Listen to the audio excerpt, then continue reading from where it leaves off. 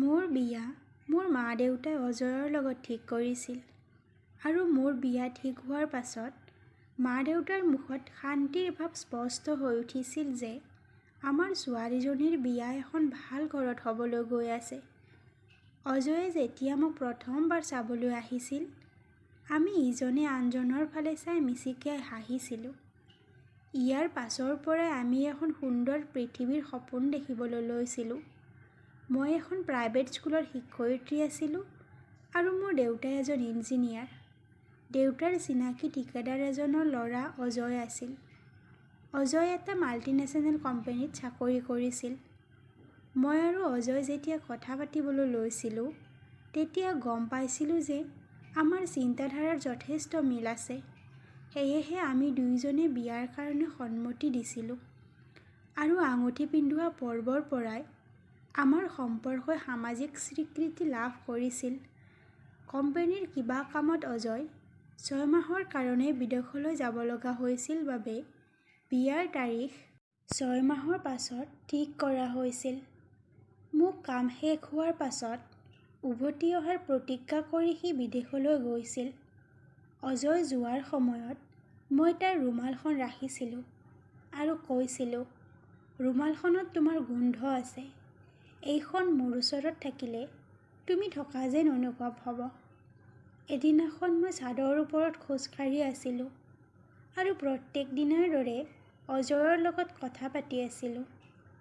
অলপ সময় কথা পতাৰ পাছত মই পাছদিনা বাকী কথা পাতিম বুলি কৈ ফোনটো ৰাখিছিলোঁ আৰু চিৰিৰে তললৈ যাব লওঁতেই মই লক্ষ্য কৰিছিলোঁ যে আমাৰ ওচৰৰ ঘৰৰ ল'ৰাজনে নাজানো কেতিয়াৰ পৰা মই অজয়ৰ লগত কথা পতা চাই আছিল। মই তাক দেখি সুধিছিলোঁ, আকাশ, কেতিয়া আহিলা? মই তোমাক দেখাই নাছিলোঁ। যেতিয়াৰ পৰা তুমি ছাদলৈ আহিছা, তেতিয়াৰ পৰাই ময়ো ইয়াতে আছোঁ, আকাশে হাঁহি কৈছিল। তাৰ পাছত মই তললৈ আহিছিলোঁ। আকাশে যিদৰে মোৰ ফালে চাই, মোৰ অনুভৱ হয় যে সি মোৰ বিষয়ে বেলেগ কিবা ভাবে। আকৌ এদিনাখন গধূলি মই অকলে ছাদত খোজকাঢ়ি আছিলোঁ। তেনেতে আকাশ নিজৰ ছাদৰ ওপৰলৈ আহিছিল। আকাশ, কি খবৰ? মই সুধিছিলোঁ। মই প্ৰথমে মাত লগোৱাই সি বৰ ভাল পাইছিল, কিয়নো সি মোৰ লগত কথা পাতিবলৈ বাহানা বিচাৰি ফুৰিছিল। সি আমাৰ ছাদৰ ফালে আগুৱাই আহি কৈছিল, মই সদায় এইটো সময়ত ছাদলৈ আহোঁ, তুমিহে ব্যস্ত হৈ থকা। সেইটো হয়, মই ধেমালীয়া সুৰেৰে কৈছিলোঁ। কি কৰিবা আৰু, যেতিয়াৰ পৰা স্কুলত সোমাইছোঁ, সময় একেবাৰে নোপোৱা হৈছোঁ। আৰু তাৰ পাছত আমি দুয়োজনে ইফালৰ সিফালৰ কথা পাতিবলৈ লৈছিলোঁ। ইমান সময় কথা পাতি মোৰ অনুভৱ হৈছিল যে আকাশে মোৰ ফালে বেয়া চকুৰে চায়। আকৌ মই ভাবিছিলোঁ, এয়া মোৰ ভ্ৰম হ'ব পাৰে। আগদিনা মই ঘৰত অকলে আছিলোঁ। মা দেউতা সকলোৱে আলহীৰ ঘৰলৈ গৈছিল। মই মোৰ খুৰাৰ ভনী আশাক মোৰ লগত থাকিবলৈ মাতিছিলোঁ। ৰাতিৰ এন্ধাৰত মোৰ ভয় লাগিবলৈ লৈছিল আৰু মই আশাক কেইবাবাৰো মেছেজ দি সোনকালে আহিবলৈ কৈছিলোঁ। মই ভাত বনাবলৈ ৰান্ধনী ঘৰলৈ গৈছিলোঁ।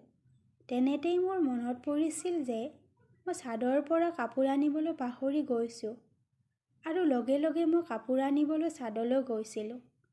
কাপোৰবোৰ সামৰি থাকোঁতেই মই মোৰ চোলা এটা পোৱা নাছিলোঁ। ইফালে সিফালে চাই দেখিছিলোঁ যে সেইটো আকাশহঁতৰ ছাদত পৰি আছে। মই লাঠি এডালেৰে আনিবলৈ চেষ্টা কৰিছিলোঁ আৰু সেইটো উঠাই মই আকাশ অহাৰ আগতেই তাৰ পৰা যাবলৈ চেষ্টা কৰিছিলোঁ যদিও মই যাবলৈ লওঁতেই সি তালৈ আহিছিল আৰু মোৰ ফালে চাই মিচিকিয়াই হাঁহি দি কৈছিল, বতাহত উৰি ইয়ালৈ আহিছে চাগে। মই কৈছিলোঁ, আজি বহুত বতাহ দি আছে যে। মই ছাদৰ পৰা সোনকালে যাবলৈ বিচাৰিছিলোঁ, কিন্তু সি মোৰ লগত কথা পাতিবলৈ আৰম্ভ কৰিছিল। মই কৈছিলোঁ, আকাশ, মই তললৈ যাওঁ। ইয়াত বহুত মহ, মোকো কামুৰি আছে। অলপ সময় আমাৰ ছাদলৈ আহাচোন, মই এটা নতুন ছফ্টৱেৰ ডাউনলোড কৰিছোঁ, তোমাক দেখাম। মই যাবলৈ ইচ্ছা কৰা নাছিলোঁ যদিও বাধ্যত পৰি তাৰ লগত গৈছিলোঁ। আকাশে লেপটপ অন কৰিছিল। সিহঁতৰ ঘৰটো একেবাৰে নিস্তব্ধ হৈ আছিল। বাবে মই সুধিছিলোঁ, তোমালোকৰ ঘৰত কোনো নাই নেকি? নাই, সকলোৱে ফুৰিবলৈ গৈছে। কাইলৈ আহিব, আকাশে কৈছিল। আকাশৰ কথা শুনি মোৰ বুকুৰ ধপধপনি বাঢ়ি গৈছিল আৰু মই আকাশক কৈছিলোঁ, মই এতিয়া যাওঁ, ভাত বনাব লাগিব বুলি কৈ যাবলৈ লওঁতেই সি মোৰ হাতখনত থাপ মাৰি ধৰিছিল। এইবোৰ কি কৰিছে আকাশ? মই আকাশক সুধিছিলোঁ। সি কিবা এনেকুৱা কাম কৰিব বুলি মোৰ আগৰ পৰাই সন্দেহ আছিল, কিন্তু আজি সি এনেকুৱা কৰিব বুলি মই অনুমান কৰিব পৰা নাছিলোঁ। সি মোৰ কঁকালখনত খামুচ মাৰি ধৰি কৈছিল, অজয়ৰ একাউণ্টত সদায় বেলেগ বেলেগ ছোৱালী, আৰু তুমি তাক একেবাৰে নতুন খাদ্য খুৱাবলৈ কিয় বিচাৰিছা? তুমি অকণমান জোঠা হৈ যোৱা, কোনেও একো গম নাপায়। তাৰ কথা শুনি মোৰ বুকুৰ ধপধপনি বাঢ়ি গৈছিল। মই তাক এইবোৰ কৰাৰ পৰা ৰখাব নোৱাৰি নিজকে তাৰ ওচৰত এৰি দিছিলোঁ। তাৰ পাছৰ পৰাই যেতিয়াই সি মোক মাতে, মই চাদৰ ওপৰেৰে তাৰ ওচৰলৈ যাওঁ।